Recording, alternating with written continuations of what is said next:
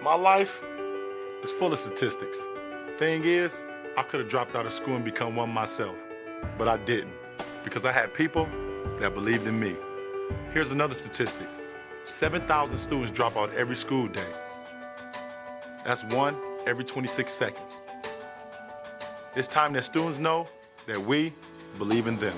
Inspire a student and share your message of support at boostup.org.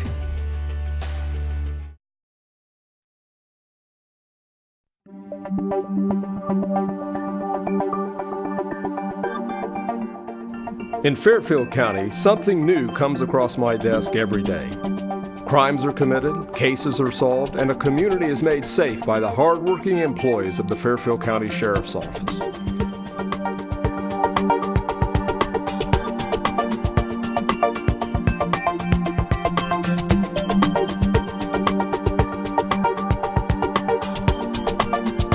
Welcome to This Week with Sheriff Dave Phalen, a weekly program here on LSN Television. We're also carried by a number of our radio affiliates here in Lancaster and beyond. Do appreciate you, the viewers and listeners that join us each and every week, and certainly the students here at Fairfield Christian Academy that put this program together. Our executive producer, Kelly Roberts, lines up the guests, helps with the questions, and do appreciate all the nice comments that I get throughout the week about this program and a lot of things going on within the Fairfield County Sheriff's Office. Back this week by popular demand is Deputy Kelly Keys, a special deputy with the Fairfield County Sheriff's Office, a retiree from the Franklin County Sheriff's Office, spent 25 years there with SWAT and a host of different duties, and I'm glad to have you back. Thank you, sir. And hometown guy, Bloom Carroll. Yes, sir. Graduated from Bloom Carroll in 1980. 1980? Yes, sir. Yeah, that was about 4 years before Michelle. Yes. Yep. Yeah. We were actually living in the same neighborhood. That's right, down the street. And if you missed last week's program, our relationship goes a long way back. I was actually a friend of his dad's, Billy Keys, who was a sergeant with the Columbus Police Department, and served with him for many, many years, and a great guy, and I know you must miss him. Yes. And certainly your mom's a wonderful person, and she lives in Canal. Yeah, she's living in Canal. She's doing wonderful. That's good. That's good to hear. Well, last week we talked a lot about some of the things you did with the Franklin County Sheriff's Office, and you were nice enough a few years ago to become a special deputy. That means you're a deputy, but you volunteer your time. Yes, sir.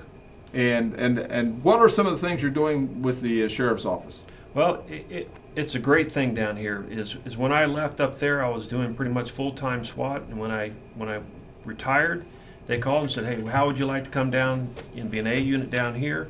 And it was Lieutenant Lape and a couple other guys called, and I said, "Well, yeah, that sounds neat. What I would need to do?" And they said, "Well, if you come down, we just want you to be with our SWAT guys, help with training."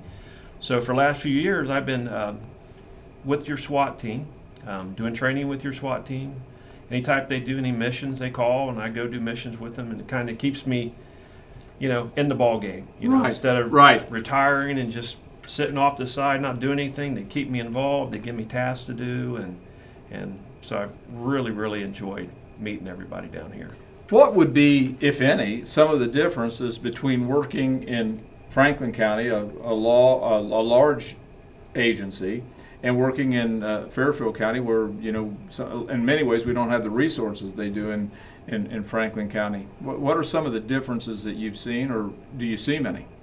Well, you see a lot of differences. Franklin County, I come from a SWAT team that literally had millions and millions of dollars worth of equipment. I mean, if something was broke, you got sent in and you had someone fix it. Down here, they have equipment, but these guys that are on your team are amazing. If something's broke, they're out there in the shop fixing it themselves. Right. I mean, it is just amazing some of the guys that you have, the tasks that they do, so much that they do. Where in Franklin, you may have 1,000 deputies and everybody has certain things that they do. The guys on this team are trying to do 5 things at once. Right. So it's a great task to be with them and watch them work. And when you say that, the other thing that comes to my mind is coming from the Columbus Police Department before I was the sheriff here, and before that Washington, D.C. And I think of our detective bureau. When I was with Columbus, you had a detective, and what they did is they did one group of detectives did auto thefts, one did burglaries, one did robberies, one did homicides, one did bad checks. But here, because we don't have as many detectives, our detectives investigate everything from a bad check to a double homicide. Yes. And so they are multitasked and multi-trained to do a host of different investigations, which is tough. And I've been very impressed with the level of professionalism, the ability across the board with our SWAT team, with our detectives, with our road deputies, with our jailers. And they just do a super job, and I felt the same thing. I mean, I was used to with Columbus, where you had money, you had resources, but here it's just like you better make do, or you better come up with some innovative ideas on how to save money and how to get this thing done. Absolutely, and they do. And the supervisors that I've been in with down here in SWAT, some of the best supervisors I've ever been with. Well, that's good to hear. Yeah, very good, and they really care about what they're doing. And what I like about down here, it's a small town, but it doesn't have really a small town attitude. Right. They definitely, there's problems with drugs and stuff but the guys down here are like a family, because maybe it's a smaller group where in Franklin there'll be guys that pass that I've never seen before. Right. They're same department and they come by and they're a sergeant, and you look and you go, man, I've never seen that person. But down here, everybody knows everyone. Right, it's more family. I Yes. agree with that. It's really refreshing. We had a awards luncheon last week, and where we gave awards to different deputies. We had Deputy of the Year, Jailer of the Year, Detective of the Year, Civilian Employee of the Year, Dispatcher, and where they've done some pretty neat things here. And it was very nice. It really did. It's nice to know everybody. Yeah. And I had that when I first started with Columbus. I knew just about everybody, but as the organization grew, as my responsibility changed, by the time I left, it was the same thing. You'd see people, but you don't know them. Yes, that's true. So now you do some teaching also with the Lancaster City Schools, right? Yes, I teach every Friday. I go to the Lancaster High School, and they have a forensic science class. Okay. Now, with that class, it's over at Stanberry High School. They have juniors and seniors come in. Well, the first year they asked me to come over and just to teach a baton class and some self-defense. Well, after that class, they asked me to come back and teach another class. Well, after that class, they said, hey, would you come next year and teach every single Friday? So after about 3 years now, I'm just like every single Friday I'm there. And I've really got to meet a lot of great kids. And we teach them just like a basic police course. I mean, they teach them forensic science, they teach them fingerprinting, casting, they have a 911 center, bike, they teach them how to ride bikes for like bike patrol. And I teach them the basic police officer stuff like batons, self-defense, room clearing, searches, anything you would teach a basic OPATA class. Well, it will be pretty amazing when they start to the police academy where they are compared to somebody just coming off like when you and I started. I mean, I didn't know anything about it, so you walk in the first day and you're learning. So they're going to be light years ahead, aren't they? When they start into the police academy. Absolutely. Actually, there was a young girl that I was talking to at a memorial service the other day that's actually in class for law enforcement. She said everything she's doing is like a refresh. She's already learned it. So, and her instructors even say, where did you learn this? So it is a really neat thing. I wonder how many high schools anywhere have a class for people that are interested in law enforcement at the high school level. I mean, I don't really know the answer to that. I don't know if they have anything like that in Columbus or I know Eastland Career Center has a law enforcement, and a Fairfield Career Center here in Fairfield County, and in Lancaster. But otherwise, I'm not really sure for the other ones. But I'll tell you, if I was in high school, I sure would have loved to have been able to come to a class like they have. I mean, right. It's exceptional. And they actually travel all over the state and have competitions for this. Isn't that something? Yeah. So now how many years have you been with Fairfield County? How many years have you 3 years. 3 years. It's amazing how fast it goes. So what's your plans for the future? I'm just going to keep going as long as your department will keep me and the SWAT guys will have me. I'll just keep staying here with them and helping out any way that I can or anything that they want me to do. And last week, a couple weeks, I taught self-defense with Sergeant Hodder, Okay. for your correction guys. So Okay. that was 4 hours a night.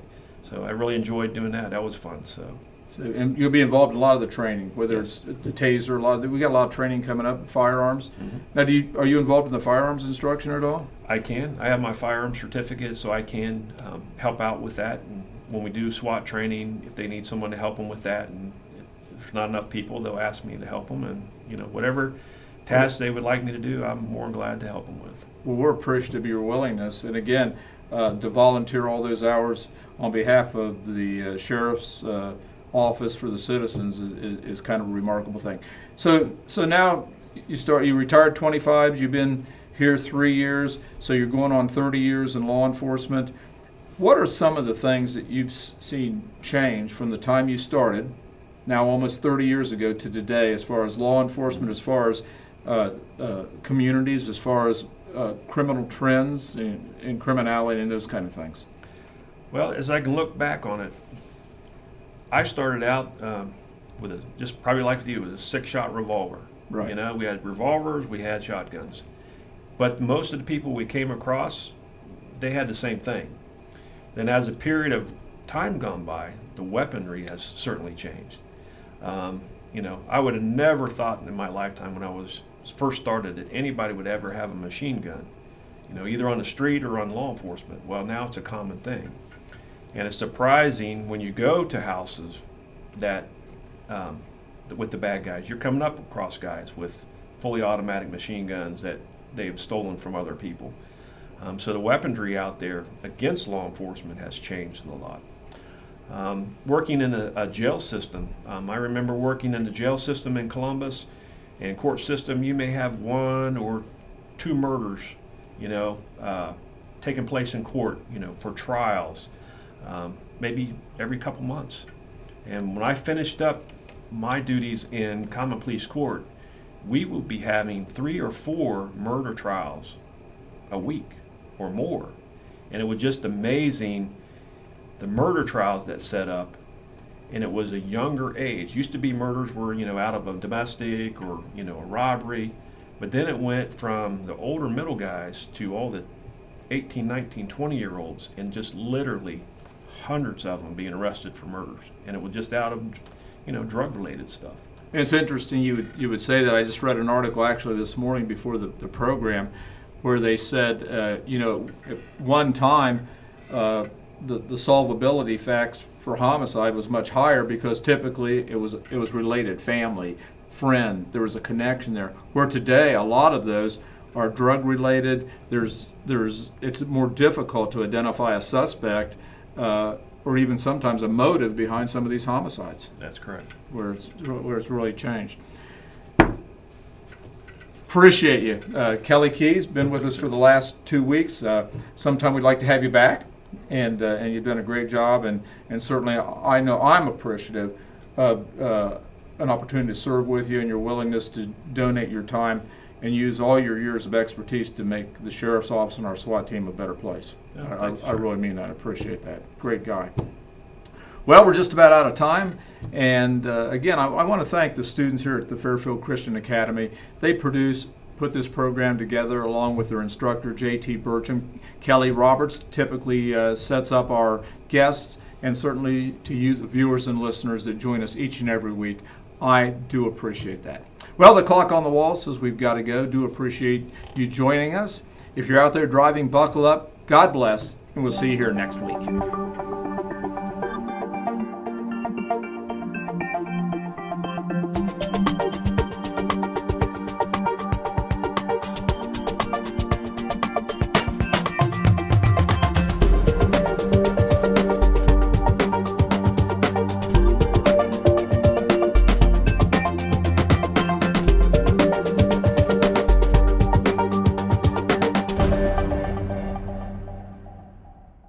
Hello, I'm Officer Chris Caton, and I'm the Director for the Lancaster Police Department Safety Town program. Safety Town is a 2-week summer safety program designed for children getting ready to enter kindergarten this fall. They are taught to make wise decisions in potentially dangerous situations, as well as how to handle emergencies. They also learn pedestrian safety by negotiating a miniature village on tricycles. This year's Safety Town program Dates are June 16th through the 27th. We have a morning and an afternoon session. The morning session begins at 9 a.m. and runs to noon, and the afternoon session runs from 1 p.m. to 4 p.m. There is a $20 registration fee, and the registration forms and the informational packets can be found in your child's kindergarten packet at your local elementary school. Or you can locate the registration form on the Lancaster Police Department website under the forms section. There is a registration deadline of June 6th, so hurry up and get your registration form in to ensure that you get the session of your choosing. This year's Safety Town program is going to be located again at Medill Elementary School, 1151 James Road.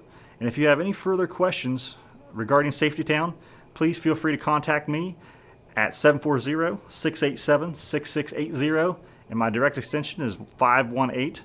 We look forward to seeing your future kindergartner this year at Safety Town.